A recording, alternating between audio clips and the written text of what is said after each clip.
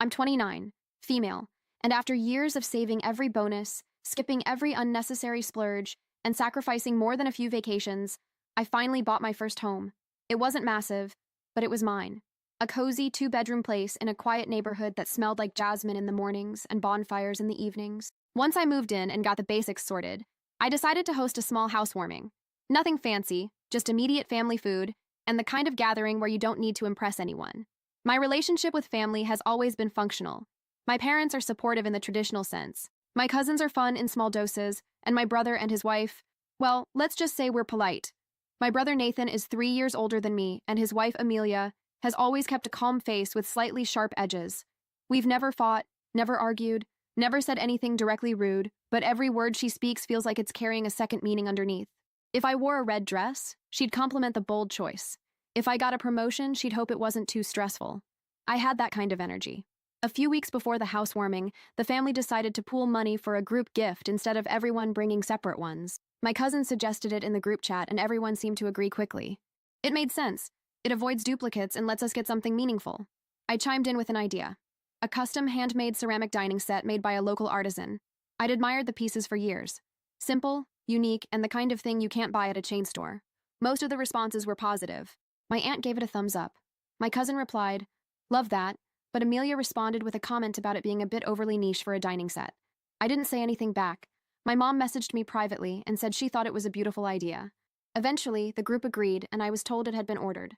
Price was around $500, split among 8 people. Not cheap, but not extravagant either. For something handmade, the day of the housewarming came. I spent the whole morning setting up. Made baked ziti, garlic bread, some finger foods, and had wine chilling in the fridge. People started showing up around 3 p.m. My parents brought a nice bottle of red. My cousin walked in with a potted fiddle leaf fig. I was waiting for someone to bring in the ceramic set box, expecting it would be a big moment, something I could unwrap and instantly place on my shelves. But no one brought it. I asked casually if the delivery was delayed. That's when Amelia, sipping lemonade on the patio, said the artist had messed up the delivery schedule. She smiled and added it would arrive probably midweek or so after. I nodded, said that was fine, and moved on. I didn't want to ruin the energy, and honestly, I believed her. She sounded confident, and everyone else seemed unaware. 3 days later, I was on a call with my mother. We were chatting about the leftover food, how she loved ziti, and during that call, she said something that made my stomach tighten. She mentioned she hoped I'd already received the dishes from Nathan's place. I paused, asked what she meant. She tried to backpedal, but it was too late. I hung up and called my brother directly. No answer. I texted both him and Amelia, asking where the ceramics were. Amelia responded a few hours later. According to her, the set had arrived at their place a week before the party, but had been damaged in transit. She said the dishes were cracked, and since they didn't want to give me something broken, they just threw them away. No pictures, no offer to return them to the artist, no telling me beforehand. Just tossed. I stared at the screen for a long time. That set wasn't just plates and bowls. It was something I'd chosen, something tied to my new start, my space, my taste, and they trashed it like it was a shipping error from a discount store. I didn't reply. I didn't yell, call, or accuse. I didn't beg for an explanation or try to make them see my side. I just went quiet. But something shifted. It wasn't rage. It was focus. I knew right then this wasn't over. I wasn't going to scream or throw anything back. I wasn't going to make a scene. I was going to make it count. They didn't just throw away a gift, they threw away my trust. And whether they realized it or not, they had started something they weren't ready to finish. A few days after the housewarming, I sent a message to the ceramic artist who made the set I had suggested for the group gift. I used a different email and didn't mention any names, just asked if an order under my brother's name had been placed and delivered recently. The reply came fast. The artist confirmed the set had been completed and delivered exactly as scheduled. Along with the email, she attached a picture of the intact dishes sitting neatly on a front porch. No cracks, no chips, no visible damage at all. I saved the picture and the order confirmation in a private folder. I didn't respond to the artist. I didn't bring it up in the family chat either. Instead, I started watching quietly. I didn't need to yell or accuse anyone. I just needed to wait. A week later, I was chatting casually with a mutual acquaintance, someone who had been close to both my brother and Amelia. I asked if they'd been over for dinner recently. They said yes, and started talking about how well decorated Amelia's place was. Midway through, they mentioned how lovely the custom dinner plates were. That caught my attention. That night, I checked Amelia's social media. Sure enough, she had posted a series of pictures from a dinner party she'd hosted a few days after my housewarming. In one photo, barely noticeable, the dinner plates matched the ones I'd chosen. Same soft cream glaze, same hand-painted borders, same set the artist showed on the porch. I zoomed in, screenshotted everything, and added it to the folder. I didn't say anything, but something was shifting. My brother became slower to respond to messages. Amelia stopped reacting in the group chat unless it was something she started. Then came the message that sealed it. She posted a sarcastic line in the family group chat. Some people really think a plate makes a personality. Nobody responded. Not even my brother. That weekend, we had a family dinner at my parents' place. I brought a small gift for my cousin, just a single ceramic bowl from the same artist. Simple but elegant. I wrapped it nicely and handed it to her as a late thank you for helping me during the move. She loved it and placed it on the counter where everyone could see. Amelia noticed she walked past it twice without acknowledging it. During dinner, she barely looked at me. My brother stayed quiet, poking at his food and keeping his eyes low. No one mentioned the bowl, but no one had to. Later that night, I sat down and made a plan. Their baby shower was in a few weeks. Amelia had been talking about it nonstop in the family chat, dropping hints about her registry and decorating theme. I had already RSVP'd yes, but now I knew exactly what I was going to bring, and it wasn't from any registry. I emailed the ceramic artist again, this time from my actual account. I asked if she could make a baby-themed wall art piece, big, decorative, and impossible to ignore. I gave her the design idea, and one specific inscription I wanted included subtly carved into the base of the piece, "For the home that throws away what it doesn't understand. May this stay with you forever." The artist replied that it was bold, but doable. We went over sketches. I picked one that was just the right balance of sentiment. It would look charming to most eyes, but anyone who knew the backstory would see it clearly for what it was. While the artist started working on the piece, I continued gathering small details. I asked my aunt what kind of decor the baby shower would have. She said Amelia was going for a soft woodland theme. I smiled and told her I was so excited to attend. I offered to bring extra chairs if needed. A week before the event, I wrapped the finished ceramic piece in a large box with layers of tissue and a wide white ribbon. It looked beautiful, harmless, the kind of gift people take pictures of for Instagram. I RSVP'd again to the baby shower just to make sure I was on the list. Amelia sent back a cheerful response, not suspecting a thing. My brother didn't message me at all. I marked the date in my calendar and prepared myself to walk in, smile, and hand over a gift they'd never be able to trash without everyone asking questions. They thought they could erase a gift, and I'd just move on. But I wasn't just giving them something this time. I was giving them a message. One they'd have to look at every day. One they couldn't return, couldn't explain away, and definitely couldn't throw out without raising eyebrows. They had no idea what was coming. The baby shower was held at a rented hall decorated with soft blues, white balloons, and wooden animal centerpieces. It looked like something straight off a Pinterest board. The tables were lined with white tablecloths, small favor bags, and a gift table that was already overflowing. I arrived just on time, wearing a light green dress and carrying a large square gift box tied with a thick cream ribbon. A few relatives noticed the size of the box and asked about it. I just smiled and placed it carefully at the far end of the table. My brother spotted me first. He nodded slightly but didn't come over. Amelia was chatting with a group of friends near the refreshment table when she noticed me. Her smile froze for a second, then returned tight, polite, but not warm. It was clear she hadn't expected me to actually show up, let alone bring something that couldn't be tucked into a diaper bag. An hour in, they started the unwrapping. One of Amelia's friends held a mic and ran the show, calling out names and comments for each gift as Amelia opened them. There were the usual baby clothes, bottles, toys, and themed books. Laughter and clapping followed each item, even the plain ones. Mine was one of the last to be opened. The friend called my name and someone carried the box over to Amelia. She peeled the ribbon, opened the lid, and pulled out the custom ceramic wall piece, hand-painted with woodland animals and soft pastel edges. Everyone leaned in to see. Then came the part only a few people caught, the inscription embedded in the ceramic base. "For the home that throws away what it doesn't understand. May this stay with you forever." A few gasps rippled across the room. One of Amelia's friends squinted, then looked at her. My brother's expression changed instantly. He went pale, turned toward me, and didn't blink. For a few seconds, Amelia stared at the message like she couldn't place it. Then something clicked. She tried to smile, gave a stiff thank you, and quickly moved the gift to the back table. Her voice cracked slightly when she said it would look perfect in the nursery. The event ended not long after. While everyone was grabbing cupcakes and saying their goodbyes, Amelia came up to me near the hallway to the restrooms. Her tone was quiet but firm. She asked if I had intentionally tried to embarrass her. I didn't raise my voice or react. I told her that the gift came from the same ceramic artist she and my brother said had delivered broken plates. I wished her well, turned and walked straight out. That night in the family group chat, my brother posted a vague message. "Thanks to everyone who kept the event warm and normal. Not everyone needs to make things about themselves." Nobody replied. Not one person reacted or sent an emoji. The next day, my mother called. She asked what had happened because she'd heard whispers and didn't understand the tension.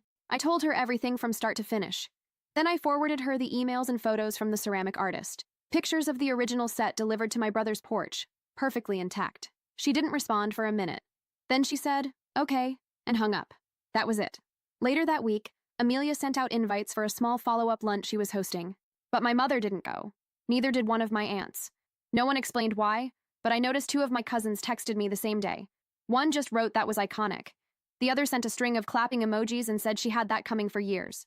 I didn't respond to either, but I smiled and added those screenshots to the same folder as everything else.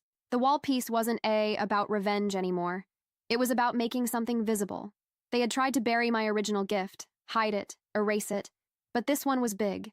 This one had a message they couldn't rewrite, couldn't downplay, and couldn't dispose of without everyone noticing. And still, I wasn't finished. I already had a new idea forming, something they couldn't spin, couldn't misinterpret, and definitely couldn't deny, because the truth wasn't just coming out anymore. It was going on display. A week after the baby shower, the ceramic artist sent me an email. She wanted to give me a heads up. Apparently, Amelia had contacted her directly. The artist seemed concerned, explaining that Amelia had emailed her claiming to be me, asking about purchasing another identical set to replace the first one. The artist found it odd, since I'd already received confirmation about the original order, and she wasn't quite sure why the duplicate request was coming through. She attached screenshots of Amelia's email. I read through it twice. Amelia had used my full name, said there was a misunderstanding about the broken set, and asked if another could be made quickly to make things right. It was desperation wrapped in deceit. She was trying to erase what she'd done before anyone else found out. I thanked the artist for her transparency and asked her not to respond to Amelia just yet. I needed to think. That evening, as I watered the plants on my porch, the one that should have held dinner parties with those ceramic dishes, I realized what I had to do. This wasn't just about plates anymore. It was about patterns. I made a decision and called my parents. I asked them if they could host a family dinner that weekend. Something casual, nothing fancy. My father, always fond of bringing everyone together, agreed immediately. My mother, however, hesitated slightly. I could hear the concern in her voice. "Will Nathan and Amelia be there?" "That's the idea," I replied. "And are you going to address things?" she asked carefully. I kept my voice light. "I'm just going to have dinner, Mom," she sighed. "All right, I'll send out the invites." That night, I emailed the ceramic artist back. I explained the situation in full, how the original set had been kept by my brother and his wife, how they had lied about it being broken, and how Amelia was now trying to cover her tracks. I asked if she would be willing to help me with one final piece of this puzzle. The artist replied by morning. She was in. Over the next few days, my parents' house became the center of family texting. Who was bringing what? What time to arrive? Small talk disguising the obvious tension. Nathan confirmed they would attend, but mentioned they might leave early due to pregnancy tiredness. Amelia didn't comment at all. I spent the days before the dinner preparing. I printed out all the evidence I had gathered. The original confirmation email, the picture of the intact dishes on their porch, screenshots of Amelia's dinner party photos showing the dishes, and lastly, Amelia's desperate email to the artist trying to secure replacements. I placed everything in a simple manila folder and tucked it into my bag. The day of the dinner arrived warm and clear. I drove to my parents' house early to help set up. My mother was arranging flowers on the dining table when I walked in. "Did you bring anything?" she asked, not looking up from her arrangement. "Just myself," I said, setting my bag on a chair. She glanced at me. "That's not entirely true, is it?" I paused. "No, not entirely." She nodded slowly. "Whatever happens tonight, just remember they're expecting a baby. That child didn't do anything wrong." "I know that, Mom," I said. "Trust me." She squeezed my hand and went back to her flowers. People began arriving around 6. My aunt brought a casserole, my cousin carried in dessert. Simple, normal family dinner things. Nathan and Amelia arrived last, just as everyone was gathering around the table. Amelia's pregnancy was now more visible, her belly curved beneath a loose-fitting dress. Nathan kept one hand on her back as they walked in, his eyes darting around nervously. No one mentioned the baby shower or the ceramic wall piece with its damning inscription. Conversation stayed deliberately light. Weather, traffic, my cousin's new job. But underneath it all was a current, an awareness. Something was coming. After the main course, as my mother started clearing plates for dessert, I excused myself to retrieve something from my bag. When I returned, I was carrying a box, smaller than the baby shower gift, but similarly wrapped with a delicate ribbon. "What's that?" my aunt asked, gesturing to the package. "Just a little something," I said, placing it in the center of the table. "For Nathan and Amelia." The room went quiet. Amelia stared at the box like it might contain something alive and dangerous. Nathan's face had gone a shade paler. "Open it," I said, keeping my voice soft. "Please." Nathan reached for it first, pulling the ribbon slowly like he was disarming something explosive. Amelia sat frozen beside him, her hands gripping the edge of the table. Inside was a single ceramic plate, not from the original dining set, but custom made by the same artist. In the center was a beautifully painted rendering of my new house, the porch, the jasmines, the front door. Below it, inscribed in the same lettering as the baby shower gift, were the words, "The truth makes a better foundation than lies." Nathan exhaled slowly. Amelia's eyes filled with tears. "There's something else," I said, reaching for my bag and pulling out the manila folder. "I think we should all be clear about what happened." I laid out the evidence piece by piece. The artist's confirmation of delivery, the photograph of the intact dishes on their porch, the screenshots from Amelia's social media showing the dishes at her dinner party, and finally, Amelia's email attempting to secretly replace what she'd stolen. No one spoke as I arranged these items on the table. My cousins stared, wide-eyed. My aunt made a small noise of disbelief. My parents remained perfectly still, as if they'd known this moment was inevitable. When I finished, I didn't speak. I didn't need to. The evidence spoke for itself, a clear timeline of theft, deception, and desperate cover-up attempts. Nathan broke first. "We made a mistake," he said, his voice barely audible. "We never thought it would become this." Amelia remained silent, tears now streaming down her face. "Why?" my mother asked finally. "Why would you do this?" Amelia looked up, her face flushed. "It was stupid," she whispered. "So stupid. When the set arrived, I loved it. I just loved it. It matched our dining room perfectly, and I'd been wanting something like that for so long. And..." She broke off, realizing how hollow her justification sounded. "So you just took it," I said, not a question but a statement. Something that 8 people paid for. Something specifically chosen for me and my new home. "I didn't think you'd care that much," Amelia said, her voice hardening slightly. "It's just dishes." The room went absolutely silent. "If they're just dishes," my father said slowly, "then you can return them. Tonight." Nathan nodded quickly. "Of course we will. We'll bring them over first thing tomorrow." "No," I said. "Keep them." Everyone turned to look at me. "Keep them?" my cousin echoed, confused. I nodded. "Yes, keep them. Use them every day, and every time you do, I want you to remember that they represent something stolen, something you took from someone who was supposed to be family." I stood up, gathering the evidence back into the folder. "But that's not all you're going to do," I continued. "You're going to tell everyone the truth, not just our family here, but everyone who was at that baby shower, everyone who saw that wall piece with its message and wondered what it meant. You're going to own what you did." Amelia started to protest, but Nathan placed a hand on her arm. "We will," he said quietly. "We'll make it right." I nodded, then turned to address everyone at the table. I didn't do this to punish them or to create drama. I did it because family should be built on honesty, not convenience. If we can't trust each other with something as simple as a housewarming gift, how can we trust each other with the things that really matter? I picked up the ceramic plate with my house painted on it. This is for all of us. A reminder that we're building something together, a family, a legacy. And it needs to stand on truth. The dinner ended shortly after. Nathan and Amelia left first, walking out with lowered heads and mumbled goodbyes. My aunt hugged me tightly at the door. My cousins lingered, asking if I was okay, offering support in hushed voices. My parents said nothing, but my mother's eyes held a mixture of sadness and pride. The next morning, my phone buzzed with a notification. Amelia had posted something in the family group chat. It was a long message starting with, "I owe everyone an apology." She detailed everything, taking the ceramic set, lying about it being broken, using it in her own home, trying to secretly replace it. She ended with a direct apology to me and an offer to make amends however I saw fit. Nathan followed with his own message, shorter, but equally contrite.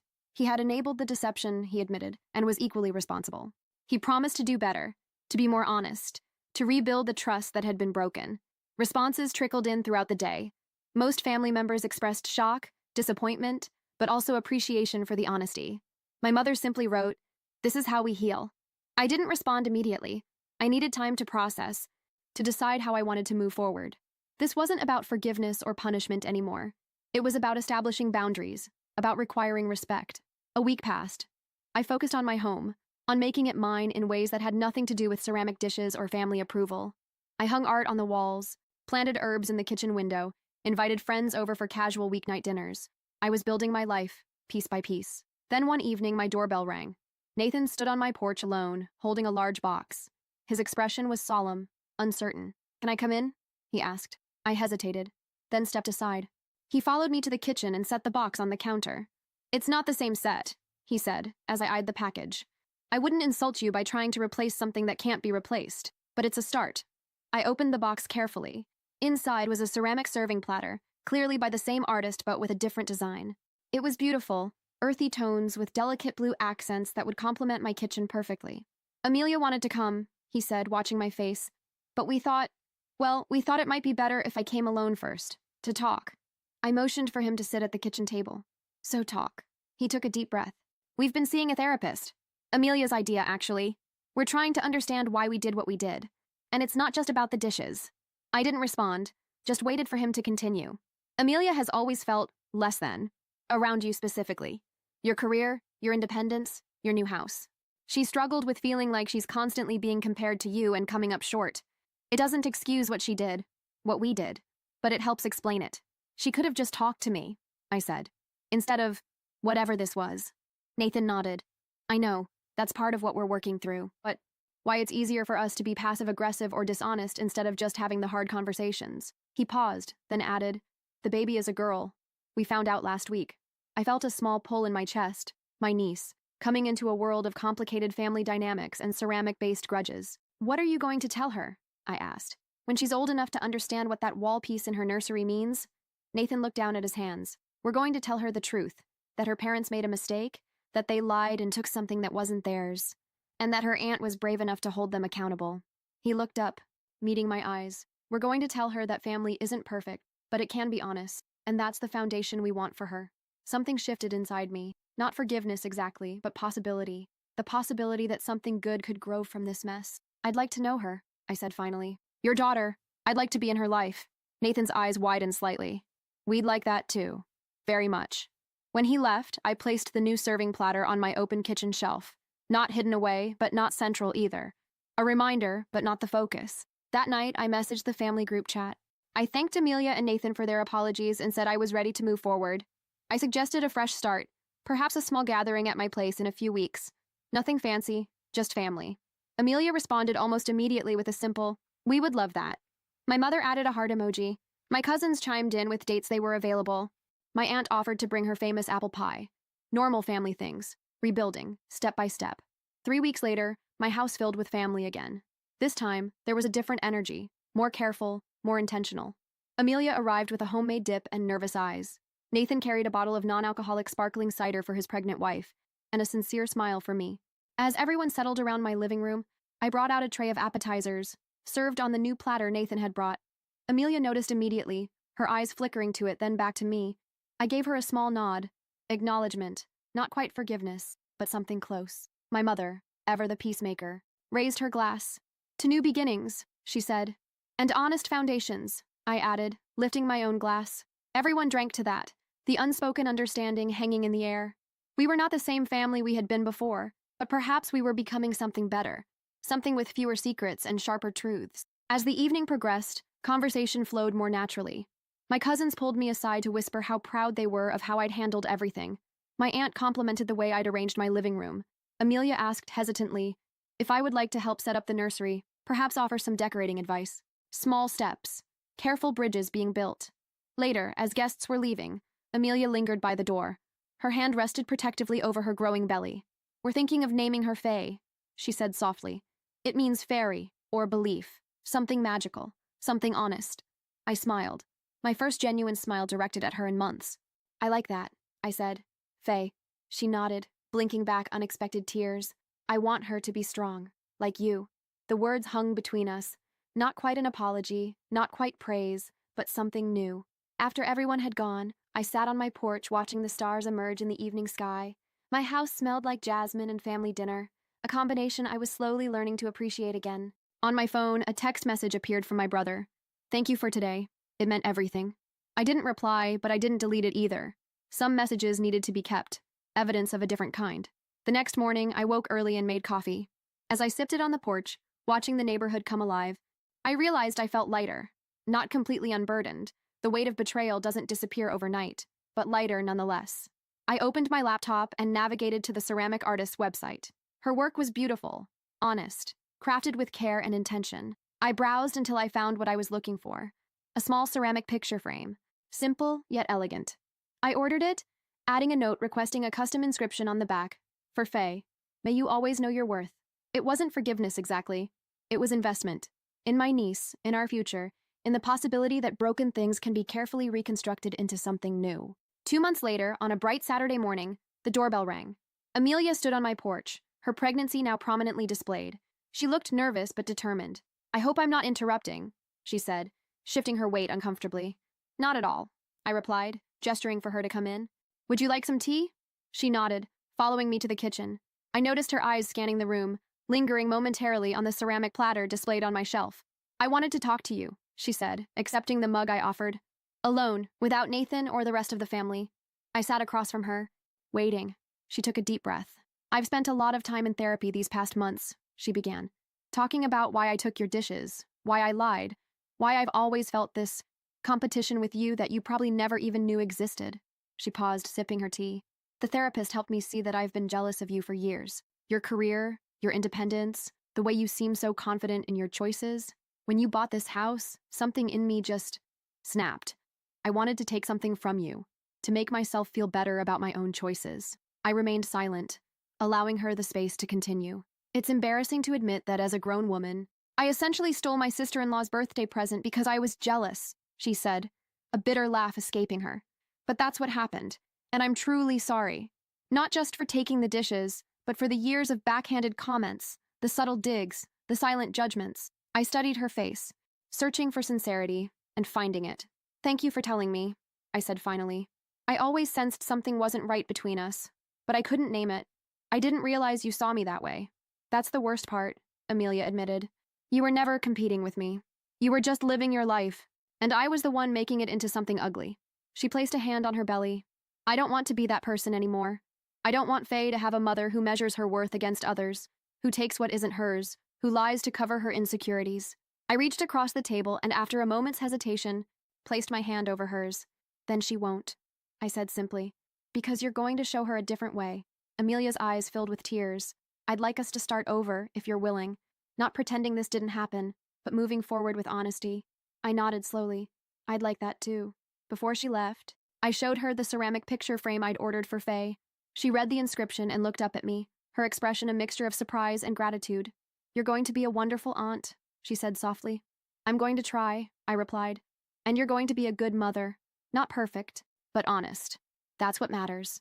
After she left, I stood in my doorway for a long time, watching the jasmine sway in the gentle breeze. The scent reminded me of new beginnings, of houses becoming homes, of family rebuilding itself dish by broken dish. That evening, I called the ceramic artist and placed one final order. A full dining set, not the same as the original, but similar in spirit. This one would be for me, for my home, for the dinner parties I would host and the memories I would create. When the artist asked if I wanted any special inscription, I thought for a moment. Yes, I said finally. Just one word. Just forward. 3 weeks later, Faye was born. 7 pounds, 4 ounces, with Nathan's eyes and Amelia's chin. I visited them in the hospital, carrying a small gift bag containing the ceramic picture frame. Amelia, exhausted but radiant, took it with trembling hands. She read the inscription again, then passed it to Nathan, who nodded appreciatively. It's perfect, he said, for her first picture. I held my niece carefully, this tiny person untouched by our complicated past, our ceramic-laden drama. She yawned, her small face scrunching up momentarily before relaxing again. Hello, Faye, I whispered. I'm your aunt. We're going to be just fine. As I handed her back to Amelia, our eyes met. Something passed between us. Not friendship exactly, not yet, but understanding. We had both changed through this strange, porcelain-centered conflict. We had both become more solid, more defined. The following weekend, I hosted my first proper dinner party in my home. Not family this time, but friends. People who knew nothing of stolen dishes or baby shower revenge gifts. We ate and laughed and told stories that had nothing to do with betrayal or jealousy. I served the meal on my new ceramic dishes, each one bearing that single word on its underside. Forward. One friend noticed, turning a plate over curiously. What does this mean? She asked. I smiled, thinking of the long, strange journey that had led to this moment. It's a reminder, I said, that even when things break, we can choose which direction to move.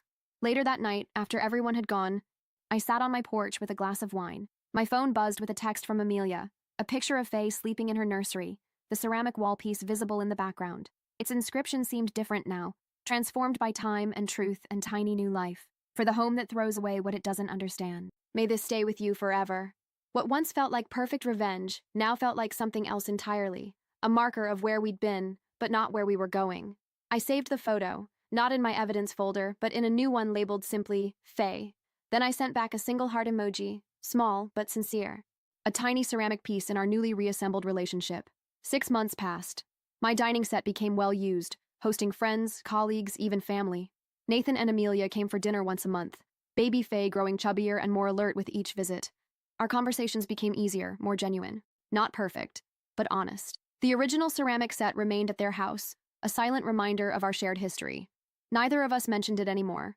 Some things are better left as lessons than as ongoing conflicts. One evening, as I was setting the table for another gathering, my phone rang.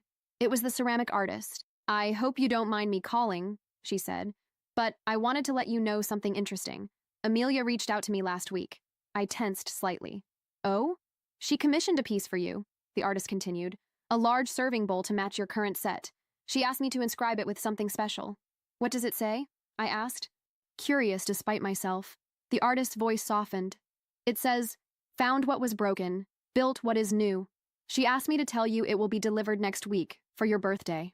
After we hung up, I stood in my kitchen surrounded by ceramic dishes that had somehow, improbably, helped rebuild a family. Dishes that had been stolen, lied about, replaced, inscribed with messages both cutting and healing. I picked up one of my plates, running my finger over the familiar glaze. "Forward," I whispered to myself, smiling at the simplicity of it all. When Amelia's gift arrived the following week, I placed it in the center of my dining table. The inscription curved around its base, a perfect circle of reconciliation. Found what was broken, built what is new. That night, I sent her a message. "It's beautiful, thank you." Her reply came quickly. "It's just dishes." But also it's not. I laughed out loud at the perfect truth of it. Dishes that were never just dishes. Family that was never just family. Homes that were never just structures. A year after the original housewarming party, I hosted another one. This time, everyone brought individual gifts. No coordinated group present, no opportunities for deception. Nathan and Amelia arrived with Faye, now walking unsteadily but determined. As everyone mingled in my living room, I noticed Amelia standing alone by my kitchen shelf, looking at the display of ceramic pieces I'd collected throughout this strange journey. The platter from Nathan, the serving bowl from her, the odd mismatched pieces that told our complicated story. I joined her, handing her a glass of wine. "They look good together," she said quietly. "Different but complementary." "Like family," I replied. She nodded, then hesitated before speaking again.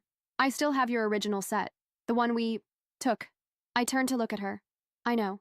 I've been thinking maybe we should return it. Now that we've moved past it, maybe it should finally be where it was meant to be." I considered this, looking around my home filled with friends and family, warm light and shared laughter. The ceramic dishes that had caused so much drama now seemed almost trivial compared to what had been built in their absence. "Keep them," I said finally. "They're part of your story now, too. But thank you for offering." She smiled, relieved. "Are you sure?" "I am," I said, completely certain. Some things aren't meant to go back to what they were.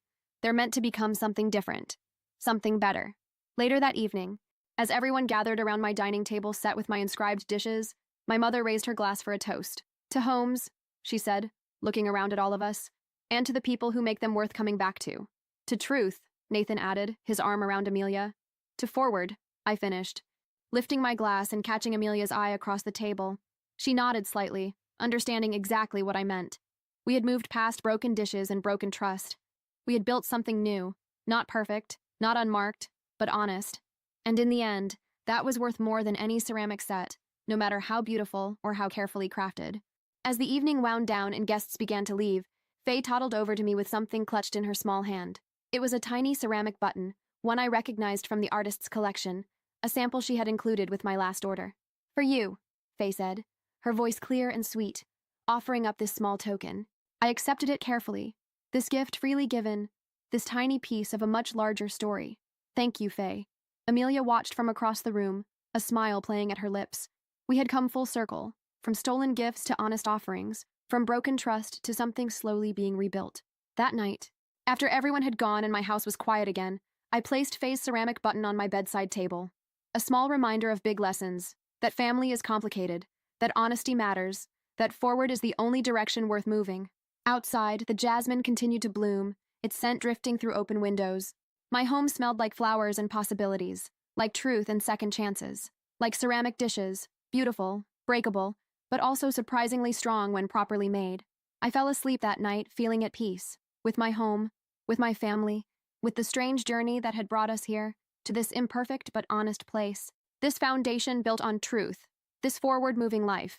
And all because of ceramic dishes that were never just dishes, never just objects, but vessels for something much more important, the truth we choose to serve each other. Day after day, meal after meal, story after story,